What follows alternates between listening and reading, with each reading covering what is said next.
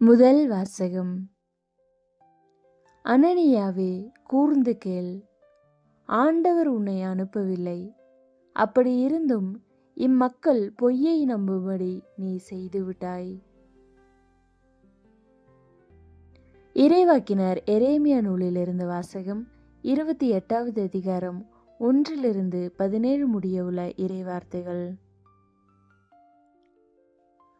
யூதாவின் அரசனான செதேக்கியாவினுடைய ஆட்சியின் 4ஆம் ஆண்டு 5ஆம் மாதத்தில் அசூரின் மகனும் கிபியோனை சார்ந்தவனுமான அனனியா எனும் இறைவாக்கினன் ஆண்டவரின் இல்லத்தில் குருக்கள் மற்றும் மக்கள் அனைவருடைய முன்னிலையிலும் என்னிடம் உரைத்தது. இஸ்ரேலின் கடவுளான படைகளின் ஆண்டவர் இவ்வாறு கூறுகிறார்: பாபிலோனிய மன்னனது நுகத்தை நான் முறித்தெறிந்து விட்டேன். பாபிலோனிய மன்னன் நெபுகத்நேசர் இவ்விடத்தினின்று கவர்ந்து பாபிலோனுக்கு எடுத்து சென்றுள்ள ஆண்டவரது இல்லத்தின் கலங்கள் எல்லாவற்றையும் 2 ஆண்டு காலத்திற்குள் இவ்விடத்திற்கு திரும்ப கொண்டு வருவேன். அத்தோடு யோயாக்கீமின் மகனும் யூதாவின் அரசனுமான எக்கோனியாவையும் பாபிலோனுக்கு நாடு கடத்தப்பட்ட யூதா மக்கள் அனைவரையும் இவ்விடத்துக்கு நான் திரும்ப கொண்டு வருவேன். ஏனெனில் பாபிலோனிய மன்னனது நுகத்தை நான் முறித்தெறிவேன் என்கிறார் ஆண்டவர். அப்பொழுது ஆண்டவரின் இல்லத்தில் நின்று கொண்டிருந்த குருக்கள் மக்கள் அனைவர் முன்னிலையிலும் இறைவாக்கினர் எரேமியா இறைவாக்கினன் அனனியாவிடம் பேசினார். இறைவாக்கினர் எரேமியா அவனை நோக்கி, ஆமென், ஆண்டவர் அவ்வாறே செய்வாராக. நீர் உரைத்த சொற்களை ஆண்டவர் நிறைவேற்றுவாராக. ஆண்டவர் இல்லத்தின் கலங்களையும் நாடு கடத்தப்பட்டோர் அனைவரையும் பாபிலோனிலிருந்து இவ்விடத்திற்கு திரும்ப கொண்டு வருவாராக.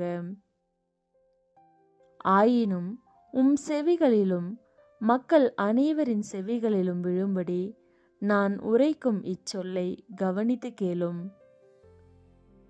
உமக்கும் எனக்கும் முன்பே பண்டைய நாள்களில் வாழ்ந்த இறைவாக்கினர் பல நாடுகள் பேரரசுகளுக்கு எதிராக போர், துன்பம், கொள்ளை நோய் ஆகியவை பற்றி இறைவாக்கு உரைத்திருக்கின்றனர்.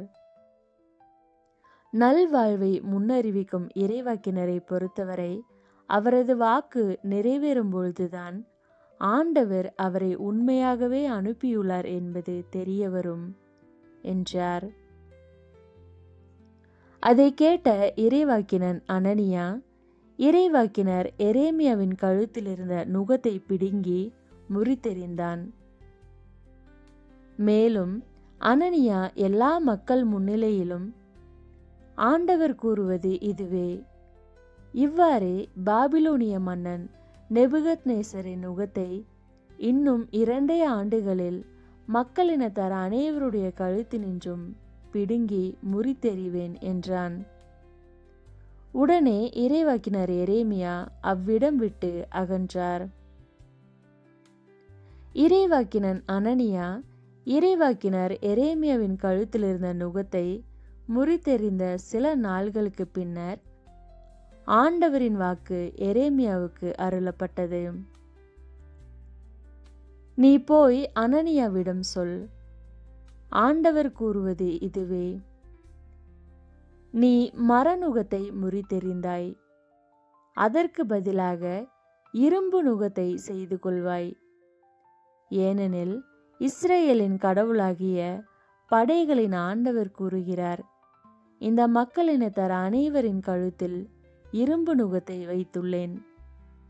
ஆதலால் அவர்கள் பாபிலோனிய மன்னன் நெபுகத்நேசருக்கு அடிபணிந்து பணிவிடை செய்வார்கள். காட்டு விலங்குகளையும் அவனிடம் ஒப்புவித்திருக்கிறேன். அப்பொழுது இறைவாக்கினர் எரேமியா இறைவாக்கினன் அனனியாவிடம் கூறியது: அனனியாவே, கூர்ந்து கேள். ஆண்டவர் உன்னை அனுப்பவில்லை. அப்படி இருந்தும் இம்மக்கள் பொய்யை நம்பும்படி நீ செய்துவிட்டாய். எனவே ஆண்டவர் கூறுகிறார், இதோ நான் இவ்வுலகினின்றே உன்னை அனுப்பி வைக்கப் போகிறேன். ஆண்டவருக்கு எதிராக மக்கள் கிளர்ச்சி செய்யுமாறு நீ போதித்ததால் இந்த ஆண்டிலேயே நீ சாவாய். அவ்வாறே அதே ஆண்டு 7ஆம் மாதத்தில் இறைவாக்கினன் அனனியா மாண்டான். ஆண்டவரின் அருள்வாக்கு. கிறிஸ்துவே உமக்கு புகழ். பதிலுரை பாடல். பல்லவி. ஆண்டவரே, எனக்கு உம் விதிமுறைகளை கற்பியும். பொய் வழியை என்னை விட்டு விலக்கியருளும். உமது திருச்சட்டத்தை எனக்கு கற்றுத்தாரும். என் வாயினின்று உண்மையின் சொற்கள் நீங்க விடாதேயும். ஏனெனில் உம் நீதி நெறிகள் மீது நான் நம்பிக்கை வைத்துள்ளேன். பல்லவி. ஆண்டவரே, எனக்கு உம் விதிமுறைகளை கற்பியும். உமக்கு அஞ்சி நடப்போர், உம் ஒழுங்குமுறைகளை பற்றிய அறிவுடையோர் என் பக்கம் திரும்புவாராக. உம் நியமங்களை பொறுத்த மட்டில் என் உள்ளம் மாசற்றதாய் இருப்பதாக. அதனால் நான் வெட்கமுறேன். பல்லவி. ஆண்டவரே, எனக்கு உம் விதிமுறைகளை கற்பியும். தீயோர் என்னை அழிக்க காத்திருக்கின்றனர். நானோ உம் ஒழுங்குமுறைகளை ஆழ்ந்து சிந்திக்கின்றேன். உம் நீதி நெறிகளை விட்டு நான் விலகவில்லை.